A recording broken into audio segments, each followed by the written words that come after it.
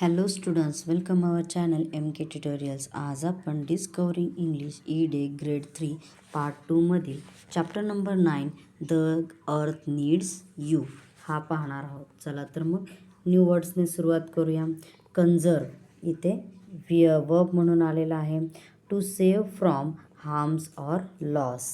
Conserve म्हणजे काय तर संवर्धन करणे, म्हणजे त्याचे रक्षण करणे.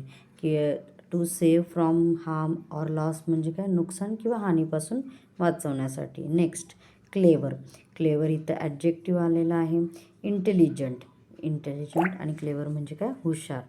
नेक्स्ट एन्व्हायरमेंट नाऊन म्हणून आहे. एन्व्हायरमेंट हे प्रत्येकाला माहीत असेल की पर्यावरण त्याला म्हणलं जातं मराठीमध्ये. एव्हरीथिंग अराउंड अस, आपल्या अवतीभोवती किंवा आपल्या सभोवतालीचे सर्व काही. नेक्स्ट फॉरएव्हर ॲडजेक्टिव्ह आहे. फॉरएव्हर म्हणजे काय, कायमचे. फॉर ॲन एंडलेस टाईम, अंतहीन काळासाठी.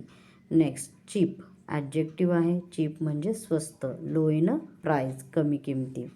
नेक्स्ट इंटँगल्ड इथे ॲडजेक्टिव्ह आहे. Put in a problematic situation. Entangle म्हणजे अडकलेले, आणि इथं काय, put in a problematic situation म्हणजे एका समस्येच्या किंवा एखाद्या अवघड परिस्थितीत असणे. चला तर मग चॅप्टरला सुरुवात करूया. डिड यू नो, तुम्हाला माहीत आहे का, 78% of marine mammals are at risk of choking on plastic. म्हणजे 78% हे जे मरीन मॅमल्स म्हणजे काय, जे समुद्रात राहणारे जे प्राणी असतात त्यांना म्हणतात. ते प्लास्टिकमुळे गुदमरताचा धोका असतो त्यांना. Second point, more than 5 trillion pieces of plastic are already floating in our oceans.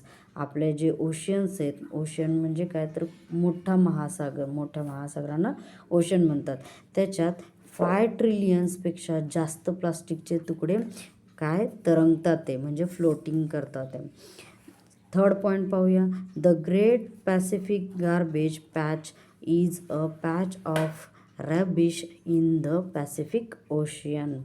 It is 1.6 million square kilometer, which is 3 times bigger than France. म्हणजे ग्रेट पॅसिफिक जे आहे ते कचराकुंडीचा, हा पॅसिफिक महासागरातील कचऱ्याचा एक तुकडा आहे. ते 1.6 मिलियन जो स्क्वेअर आहे किलोमीटर आहे, जे फ्रान्सपेक्षा 3 पट मोठे आहे. लास्ट पॉईंट पाहूया. There will be more plastic in our oceans than fish by 2050. आणि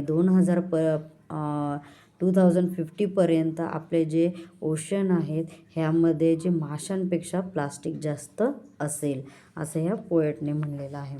चला तर मग चॅप्टरला सुरुवात करूया. The earth need you. अर्थला तुमची गरज आहे.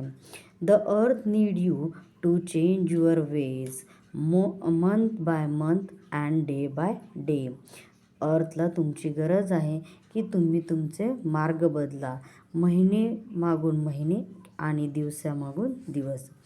The change are easy, just look and you will see the differences that can be made by you and by me. बदल सोपे आहेत, फक्त बघा आणि तुम्हाला दिसेल की तुम्ही आणि मी काय फरक करू शकतो. Single use plastic last almost for ever. It might be cheap but it's not very clever. एकदा वापरता येणारे प्लास्टिक जवळजवळ कायमचे टिकते.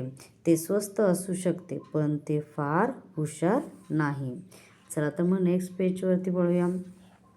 It can end up in oceans, rivers and seas. The wind sometimes carry it and it tangle in trees. हे जे आहे ना, आपले ओशन्स आहेत किंवा रिव्हर्स म्हणजे नद्या आहेत, आणि जे सी म्हणजे समुद्र आहेत, हे संपू शकते. वारा कधी ते वाहून नेतो, म्हणजे प्लास्टिक वाहून नेतो आणि ते झाडांमध्ये अडकतात. टँगल इन ट्री म्हणजे काय तर प्लास्टिक जाऊन झाडांमध्ये अडकतात. When people drop it on to the ground, this is not where it stays. It travels around, जेव्हा लोक ते जमिनीवर टाकतात प्लास्टिक तेव्हा ते इथेच राहत नाही, ते इकडे तिकडे फिरते. If people use less the better place the world would be. The futures in our hands, cut down and you will C. जर लोकांनी कमी वापर केला ह्या प्लास्टिकचा असता तर जग अधिक चांगले झाले असते. भविष्य आपल्या हातात आहे.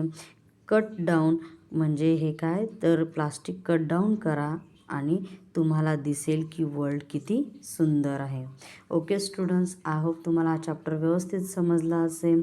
ह्याचा प्रॅक्टिस झोन 1 लवकरच घेऊन येईन. थँक्यू.